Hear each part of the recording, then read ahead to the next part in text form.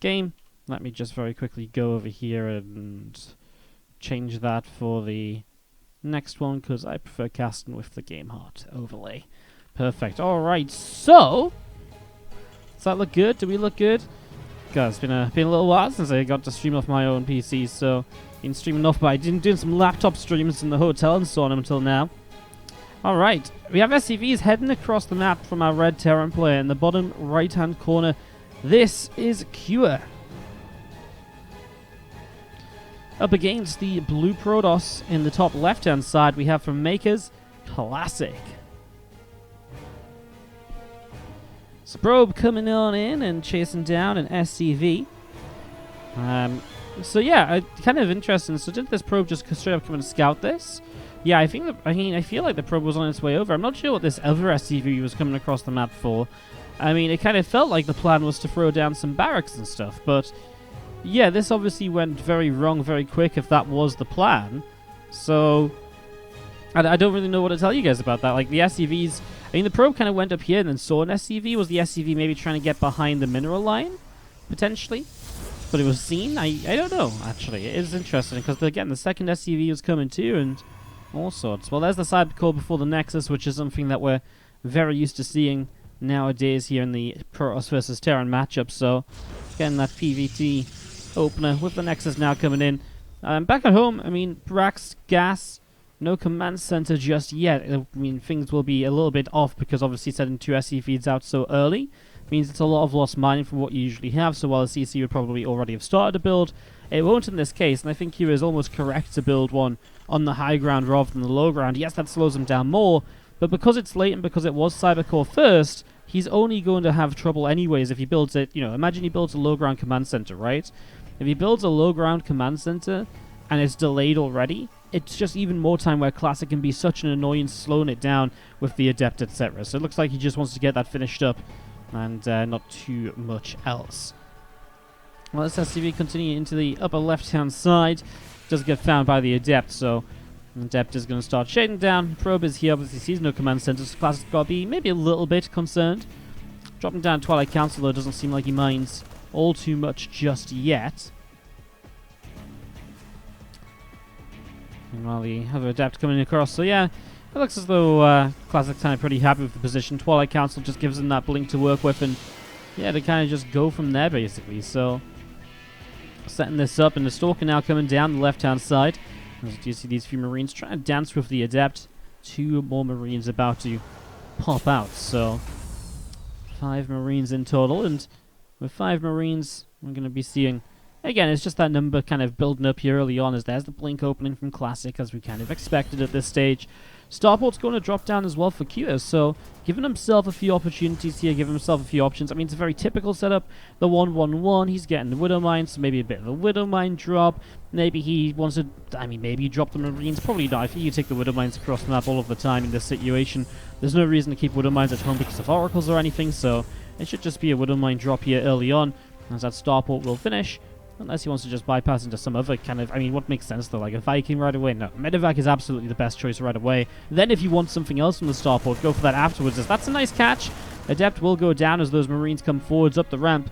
Like a little bit of damage taken on some of those Marines, but that will be about it. Palin down. Out in the center of the map here, so...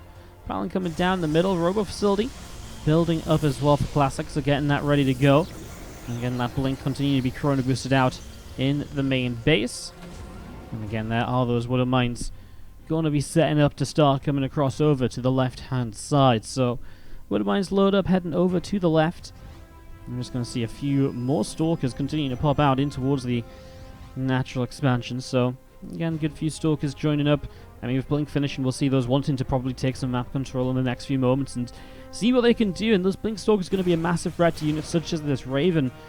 Picking that off would be an amazing, I mean, probably the best thing the Blink Stalkers could do. Meanwhile, though, for now, Stalkers will just play defense. And the Medevac, of course, is not going to be able to make through or make its way into that mineral line at all. So Stalker's able to stop this Medevac dead in its tracks, as a few more will actually warp in. So there's a few more over there. Meanwhile, this Raven from Kyo on its way up as well. It's also just about to finish. This Rax lifts up, going to drop down on a tech lab. And it's another Marauder also going to get started here. So, yeah, so far so good. As we see Charge just coming up, and very kind of passive game right now. These Stalkers are going to try and come up into this main. I say passive, mostly just because this Medivac wasn't able to do much, right? So it feels like we didn't see a lot of early pressure at all. These Stalkers, though, are able to get themselves that supply depot. And as one of the Stalkers goes down, they'll continue to trade against Marines here. Classic really trying to get value out of these early on. I mean, he lost one Stalker. That was a bit of a shame. This Medivac is just absolutely doomed, by the way. Probably could boost out and get out alive if it just boosts and gets out of there, but I think at the moment, why try to get it back home? One Medivac's not going to make the difference, and I think he probably kind of wants to use the Widow Mines as the drop still. What's his army looking like? I mean, he had a single siege tank. He's now building the reactor. Maybe it wouldn't be so bad just to boost out of here, considering the Widow Mines are alive as well. I guess it is kind of keeping the Stalkers busy. And maybe that's just his intention of trying to keep a few Stalkers there for as long as possible. I mean, think about it. It's, 8 supply committed to defend. Well, now it's actually 6 supply. Again, 6 supplies. So, yeah, I mean, no real kind of positive or negative, right? Like, I don't think there's a right or wrong call. He's going to boost. He's just going to try and drop the Widow Mines off, it seems. Stalkers blink, and they are going to get the Medivac. So, looks like the suiciding out from the Medivac actually maybe wasn't going to be a thing. So, that's a bad call on my side. Had to be very kind of quick reactions though, right? Those Stalkers had to already be chasing it, because even with the blink, it was very close. But of course, Classic is very quick to respond to those kind of things, and because of that, he is able to make up that, make that pick off nice and easily as Marines. If the Raven able to pick off an Observer, that's always a nice little something about this Raven. Yes, it's very powerful for the 2 base pushes with the interference matrix, etc., but the ability just to shut down Observers early can also work quite nice, as well, that's going to be another kill from Widow Mine in the main base. That's actually pretty sweet. I mean, that's 3 kills instead of the 2 that they should have gotten. So here we go, pushing forwards. Only a single siege tank in this, and a couple of mines. I just feel like there's not that much kind of zone control here that you might usually see of these pushes. These sort of attacks sometimes, oh my god, nice force field too.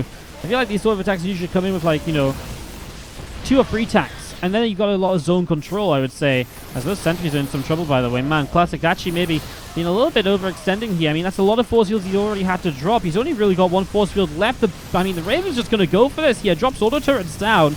Classic should just continue to uncommit to this attack. He's on 3 bases, by the way, and Q is still on 2. So Classic shouldn't feel too bad just falling back to his bases and defending there. The idea of coming forwards and throwing the force field here was nice, but when it missed, it allowed too many units through. And because of that, then the sentries were in a lot of trouble, because then he can't just run away easily from the bio with the sentries, because the bio has stim. So that's kind of the problem. Here we go, a bit of a flanking maneuver out of Classic. The Widow Mines go huge on the Zealots on the top right-hand side, however. And so it feels like Classic's army does take quite a few hits. Stalkers are getting rid of Medivacs. The healing is almost gone on this army. And with another reinforced wave of Zealots down the left-hand side, it looks as though it's probably going to be a bit too much. This Bioforce from Cure continues to run away through the center of the map. Another couple of Widow Mines are going to burrow up. A couple of Zealots getting picked off. It looks like here will get away and sort of survive, building a 3rd CC behind this. Stalker's still looking for more Medivac kills, man. There's 1 Medivac there, so low. It's nice taking down those Medivacs, of course, already with those Stalkers. Let's see the Zealots, the Immortal, continuing to gather up. A few more Zealots warping in on the 3rd base. And this army gathering up here in this between the natural and the 3rd. +2 attack, +2 armor, being chrono boosted out of those forges. Our Templar Archives dropping down on the 3rd base. For an armory in the back of the main, another engineering bay as well. And you see this little bit of bio from Cure also pressing forwards into the middle of the map. See the War Prism with 4 Zealots inside down to the bottom side of things, and looking to see what it can do. This Bioforce pressing forwards, going to start targeting down these rocks. And it looks as though these rocks probably will fall here, so rocks go down. Another scan army sighted, and well, set of Widow Mines going to start burrowing up. Widow Mines trying to set themselves up here. And as you see, the SCVs on the 3rd base already taking some hits. 5 SCVs lost already. Now the War Prism just flies casually into the main. This army is still kind of being a bit of a problem. Oh, Widow Mines are going to find the Archons. I tell you what, the Widow Mines have just been in the perfect position time and time again here so far in this game. I mean, the Widow Mines just now on top of the Archons. In the previous fight, they were perfectly on top of the Zealots. The Sword Prism's not doing enough. I actually think Q's going to end up breaking through Classic here, because, I mean, again, the Widow Mines hit the Archons. Like, there's no better target to get rid of, because the Archons or the splash damage are really going to make this army terrifying.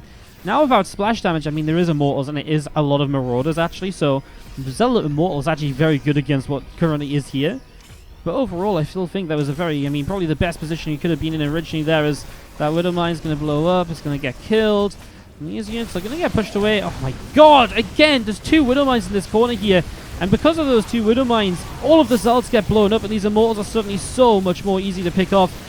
Man, if all the Zealots had stayed alive, again, it's a completely different fight, as Classic's entire tech tree gets reset down to just very, a couple of very basic units here.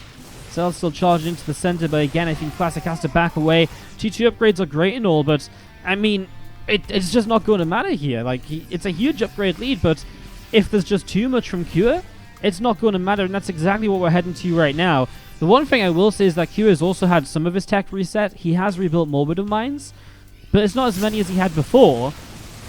I can't believe just how effective those Widow Mines have turned out to be. Another Immortal about to pop, but that's on the Robo all the way in the natural. And there's a Liberate, and that's only going to make life more difficult as well here for Classic. Having to fight into a Liberate, that's a huge amount of single target damage output. So if it's starting to target down Archons and Immortals, well, you're in some real trouble there. Here goes, I'll start charging forwards. Another Liberator shows up. The Widow Mines go off. The Stalker's blinking through, trying to help with those Liberators. I mean, the Liberators go down. There's not any Zealots left yet again, though. The single Archon in the front is what's tanking for the moment. Has to pull away back up that ramp, but he's going to lose an Immortal in the process because of the concussive shells. And Classic just doesn't have the numbers. A Widow Mine on top of this. That's an Immortal shield completely gone. More Zealots warping in. The Bio will pick off that Immortal too. And a real kind of just back and forth game between these 2 players. Classic still has 60 workers, 3 bases, right, and he's just about hanging in there with his 2T upgrades. But I mean, we're really not far away from that kind of falling apart a little bit, and with Widow Mines continuing to set up with this Liberator still here, and more of those units on the way that are very good at, again, kind of zoning and dealing that damage, that support for the Bio really makes the difference, and that's really going to be what makes this so much more difficult now for Classic to hold on. Dives on that Immortal once again. Widow Mine shots. I have to say, these Widow Mines have just been amazing, and truly amazing in this game. Like, they have been so, like, I mean, I feel like the Widow Mine shots we've seen in this game are Widow Mine shots you see, like, once or twice throughout, like, a long game, right? And every single fight here, they've been so good for Q, and absolutely have been one of the reasons why we've seen Q able to continue fighting this. I mean, another Immortal goes down. Classic is still trying to hold.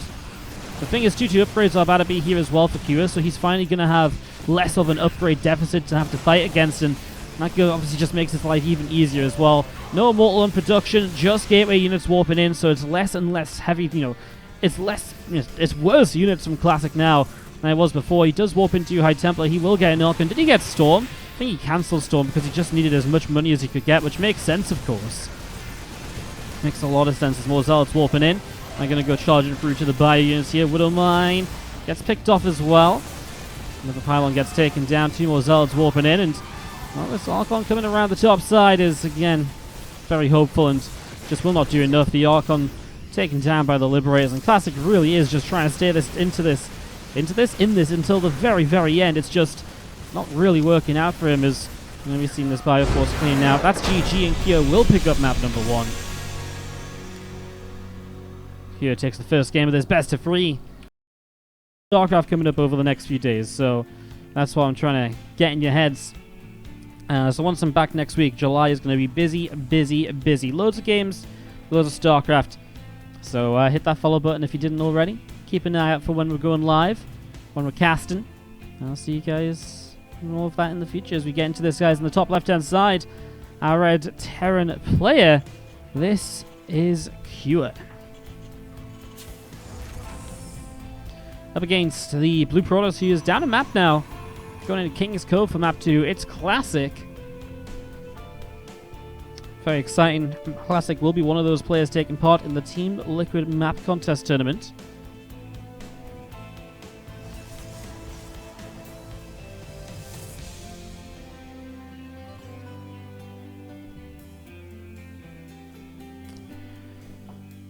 And very excited to see Classic in that event.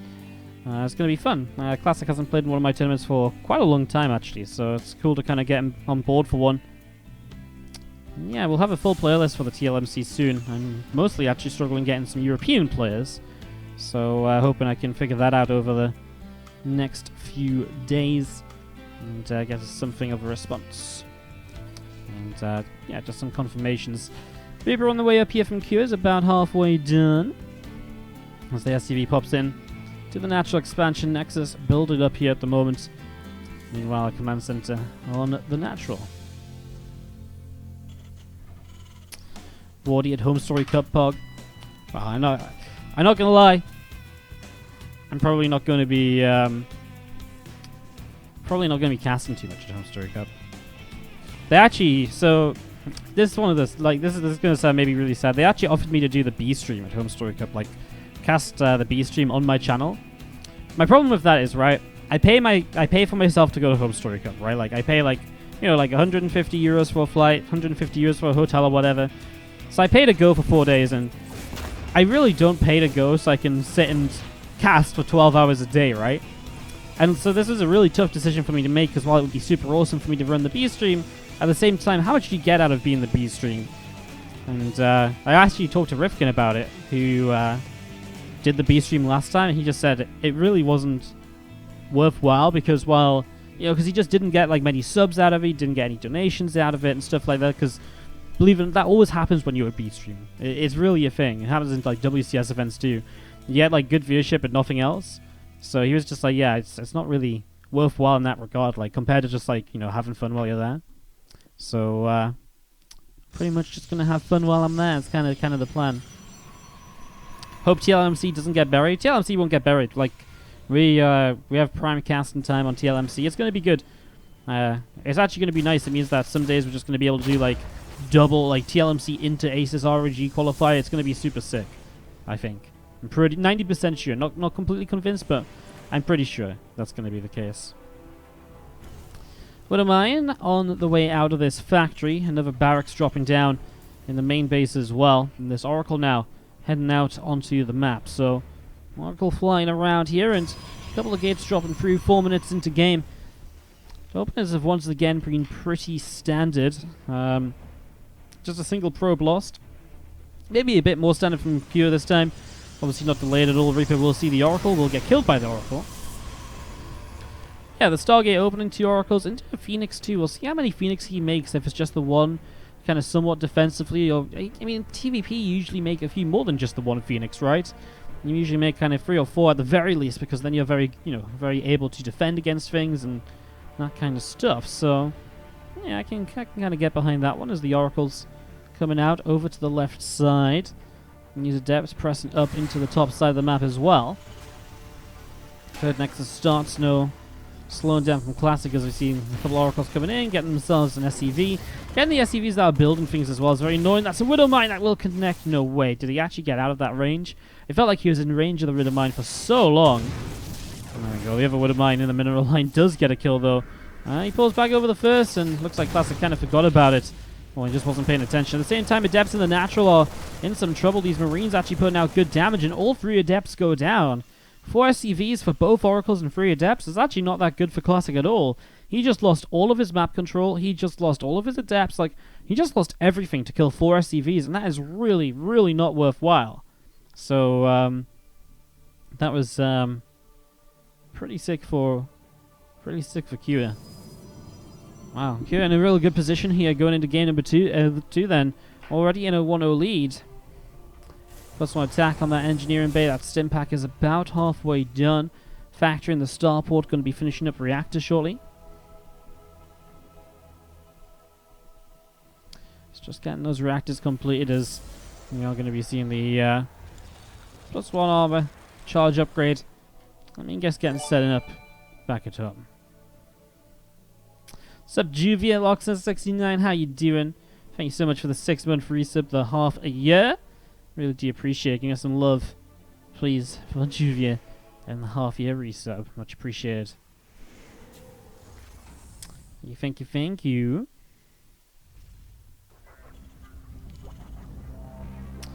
Phoenix flying around in the main base. I'm just going to see these Marines. Yeah, they got some damage done.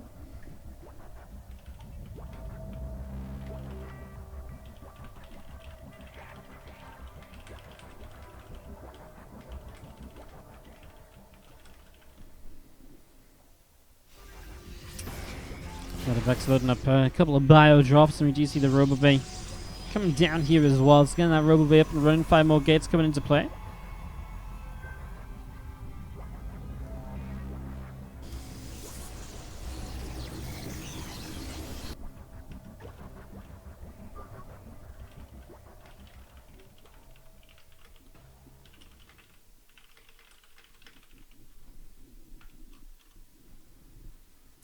A little bit of bio just coming down to the bottom right-hand side. Getting ready to pressure a little bit. You know, with the attack. And again, just feels like Classic lost a lot early on. And while these drops haven't done too much, Classic is in that kind of point of needing to defend, as you see. Bio just stims straight up here. Like, I feel like Classic is just dead, you know? Like, I really feel like he lost a lot early on. And these units come in from the left, and imagine these units were actually over on the right side, and this was like the whole army at once up that ramp. Oh my god, this is dangerous again, because that Immortal was kind of on its own pressing forwards. Colossus coming through. Colossus is so essential at the moment. Really needs that, as we see a few more Zealots warping in. Maybe Classic will just hold on here. I really felt like Classic was in trouble there when I was just looking at these units. That's a perfect force field. That's kind of what he needed right there the first time around. Thermal Lances on its way up as well. A few more Zealots warping in. Just gonna see the bio units kind of getting cut in half there as those Zealots go charging forwards again. Another good set of force fields, man. Classic is fighting a lot better in this series, or in this game, than he did in map number 1. He really had some trouble in that first map fighting against this, as we're going to be seeing the bio still positioning out over here. Thing is, with Colossus coming up and more on the way, it's only going to get easier for Classic to keep defending these 2 different ramps. I mean, obviously ramps are very easy to hold with Colossus because it, you know, naturally chokes up the bio army, etc. So Kira's going into more Liberators. No sign of further upgrades after the 1-1, which is kind of what he did in the last game, like very delayed 2-2. Obviously this game, Classic isn't double upgrading himself. He is now, but he wasn't originally, so his armor is ahead of his attack upgrades. He goes into a pretty fast Disruptor after just 2 Colossus. I kind of expected a little bit more. If I'm going to be honest here, like I kind of expected like just 3 or 4 Colossus, because it doesn't immediately feel like Hero has an answer, but gonna mix a Disruptor in here already, so we'll see how that plays out. We'll see if he goes multiple Disruptors or if he's going to add in just the 1 for the moment. Huge drop, by the way, loads up to head towards the natural, perhaps the main base. Observer sees it though. This is so nice for Classic. Perfect information here on where this army is, and he's actually, well, he is coming down this left-hand side. I mean, he's actually moving out into the center. As we see more of these Zealots charging forwards. A couple of Widow Mines will go off. He still has Stalkers over here, though, so he's actually kind of just fine, right? And the scan on the natural reveals that. Oh my god, what is Classic doing? This army's going to be able to come over here. Oh my god, Liberator's just, I mean, wow. Classic just moved his army away and just allows this drop to come in. It's a huge mistake. I mean, he knows about this drop as well. He's watching it with the Observer, and he just moved this army away. That Liberator got some damage done as well. Now the Robo Facility goes down. In the end, the Disruptor did nothing, and I mean, I was just kind of wondering. I mean, he moved so much of his army to that left-hand side, and I was like, okay, well, he's got the Stalkers over here, and then obviously he just moved those as well. Wow, Kira is just going to completely crush Classic in this game too. This is not the kind of close back and forth we saw in game number 1, I don't think. And as the Spire Force, I guess, is going to get pushed away for Mono 2, going to take down another pylon. I think this time, though, Classic doesn't survive again and again, though, right? Because he doesn't have the work account he needs to survive again and again here. I mean, right now, he's actually was doing okay chasing this army down over here, but then all of a sudden, Vikings are picking off Colossus, and Classic has made too many mistakes. Kira will pick up game number 2. So, that's going to be taking Kira